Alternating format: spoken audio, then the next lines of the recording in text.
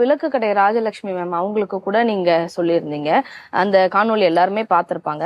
எல்லாருமே முருக பக்தரா இருக்காங்க. ஏன் முருக பக்தருக்கு மட்டும் சொல்றீங்க? இல்ல நான் அது சொன்ன முருக பக்தர்கள் மட்டும் தான் வருதே. நான் தான் நிறைய முருகனை கும்புறவங்க மட்டும் என்கிட்ட வந்து பேசுங்க. முருகனால யார் வாழ்க்கை கிடைச்சிருக்கோ, முருகன் என் வாழ்க்கையில ஒரு விஷயம் பண்ணிருப்பான்னு நினைக்கிறவங்க மட்டும் இந்த காது கேளாத ஒரு குழந்தைங்களுக்கு ஹெல்ப் பண்ணுங்க. அதே மாதிரி அவங்க மட்டும் என்ன தொடர்பு கொண்டு பேசுங்கன்னு சொல்லிருக்காருன்னா அது அவங்களுக்கு மட்டும் தான் வருது. அதுதான் அதோட தொடர்ச்சி. ஏன்னா இவங்க அம்மா வந்து பெரிய முருக பக்தர். நான் சொல்லல, நீங்க ஒரு தாத்தா பாட்டி முருக பக்தரா இருந்தாலே அந்த அதோட ஒரு 4-5 தலைமுறை அந்த முருகர் காப்பாத்திக்கிட்டே வர்றாரு கண்டினியூவா. அப்ப அந்த 5 பேர்கிட்டயுமே ராஜலட்சுமி அம்மா கிட்ட இந்த மாதிரி ஒரு விஷயம் உங்க ஆன்மா எப்பயுமே நினைக்குமா அப்படின்றப்ப ஆமான்னு சொன்னாங்க. அப்ப அந்த ஆன்மா நினைச்சு அதான் அவங்களோட கர்மா. அதே மாதிரி ஒரு இயக்குனரோட இதுலயும் சார் இந்த மாதிரி உங்க கர்மா எப்பயுமே உங்க நல்ல கேட்டுங்க, உடல் தனியா செயல்படும், மனம் தனியா செயல்படும். மனம் தான் சித்தம். யார் ஒரு உடலையும் மனதையும் ஒரே டைம்ல இயக்குறோம் அவங்க தான் சித்தர்.